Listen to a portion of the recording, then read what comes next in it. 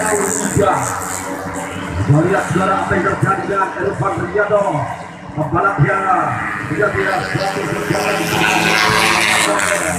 mana sebelumnya saudara di grid position Irfan Riyado ada di pole 3, namun saat ini dia menyelesaikan 2 putaran pertama. Irfan Riyado melempar di posisi yang ke-8.